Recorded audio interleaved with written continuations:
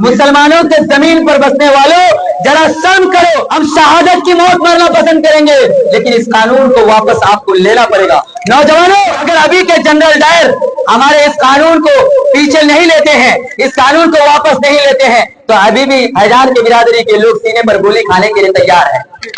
जवानों, जोश में आओ।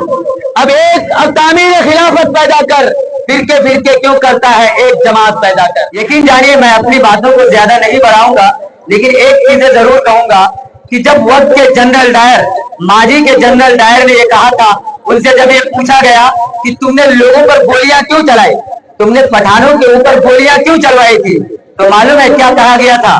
पठान के ही एक बच्चे ने खड़ा होकर ये बताया कि आप ये बताइए कि पहले जनरल डायर ने ये बताया कि पठान जंग का मैदान छोड़कर भाग रहे थे। पठान कौन है? मुसलमान है कि नहीं? मुसलमान है ना। तो ये बताए कि पठान जंग का मैदान छोड़कर भाग रहे थे। जब पठान के एक बच्चे ने खड़े होकर कहा कि वक्त के जनरल डायर से आंख मिलाकर ये कहा कि अगर आप पठान के पीठ पर गोली दिखा देंगे तो हम लोग जंग का मैदान छोड़ देंगे। यकीन जानिए नौजवान साथियों, 6 दिन तक पोस्टमार्टम चला, 72 लाशें मिली, एक भी मुसलमान पठान के पीठ के पीछे गोली नहीं मिली। आज फैजान के बिरादरी के लोग ये बताने के लिए काफी है कि अगर अभी के जनरल डायर हमारे इस कानून को पीछे नहीं लेते हैं, इस कानून को वापस नहीं लेते हैं, तो अभी भी फैजान के बिरादरी के लोग सीने पर गोली खाने के लिए तैयार हैं। उस शेर जवानों, जोश में आओ। अब तामीर खिलाफत पैदा कर, फिरके क्यों करता है एक जमात पैदा कर। आप शेरशाहवादी हैं, आप बरेली हैं, आप देवबंदी हैं, ये काफी नहीं है।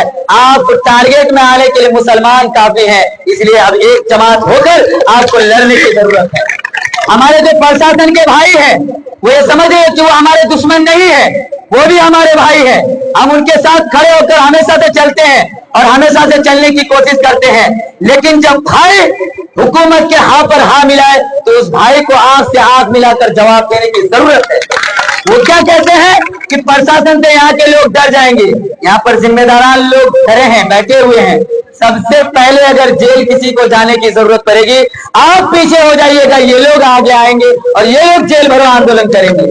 All India Muslim personal law board की तरफ से एक निर्देश भी जारी किया गया है कि पहले जिलेवार मीटिंग होगी, पहले वहां पर एहतजाज किया जाएगा, फिर बिहार लेवल के राजधानी लेवल में होगा एहतजाज, और वहां पर जितने भी लीडरान हैं, सेकुलर किस्म के लोग हैं, वो अपनी गिरफ्तारियां पेश करेंगे। सरकार को ये मानने पर हम लोग मजबूर करेंगे कि आप ये न समझिए कि जिस तरीके से मुसलमानों को आप डरा देते हैं, वक्त के नाम पर बिल्कुल भी हमारे लोग डरने वाले नहीं हैं। जब हमारी जमीन ही नहीं रहेगी, जिसमें कब्रिस्तान ही नहीं रहेगी, जिसमें मस्जिद ही नहीं रहेगी, आप इबादत कहाँ करेंगे। एक छोटी सी बात बोलकर आपसे हम अपनी विदाई लेते हैं कि अभी उत्तर प्रदेश में क्या हुआ। आप अपने छतों में नमाज नहीं पढ़ सकते, हुआ कि नहीं हुआ? आपके अपना घर, उसमें आप नमाज नहीं पढ़ सकते हैं। अभी एक सर्वे हुआ, 1.5 लाख एकड़ जमीन में मस्जिद है, लगभग 1.5 लाख एकड़ में कब्रिस्तान है, 3 लाख एकड़ तो आपका कब्रिस्तान का और मस्जिद का जो जमीन है, ये डायरेक्ट कलेक्ट्रेट के बाद में जा रहा है। आपके मरने के बाद भी इजाजत जब प्रशासन से लेना पड़े, ऐसा जी करके क्या फायदा।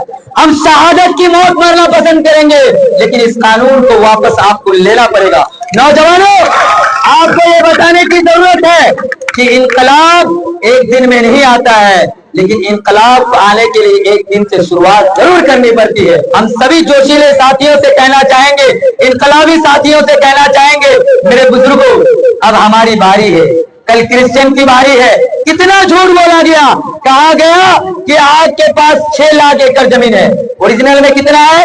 9.5 लाख, वही 3.5 लाख एकड़ चोरी कर लिया गया। और आपको एक कीमती बात बता दें, मुंबई में जो सबसे बड़ी बिल्डिंग है, किसका है बिल्डिंग? सबसे बड़ी बिल्डिंग चोरे है ना, चोरे है ना भाई।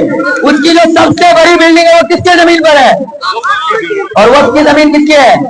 मुसलमानों के जमीन पर बसने वालों, जरा शर्म करो कि अडानी और अंबानी को जमीन देने के लिए ये योगी हुकूमत और मोदी हुकूमत तुली हुई है। ये सिर्फ आज मुसलमानों की बारी है, कल क्रिश्चियनों की बारी आएगी, एक दिन तो हिंदुओं की भी बारी आने वाली है। हिंदू लोग ये ना समझे कि आपकी जमीनें नहीं जाएगी।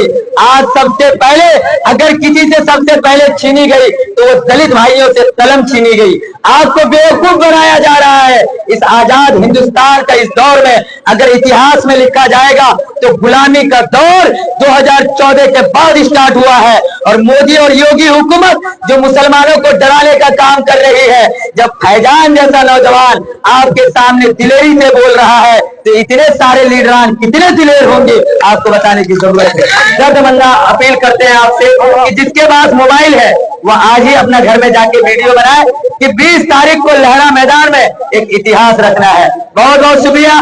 जय हिंद, जय भारत।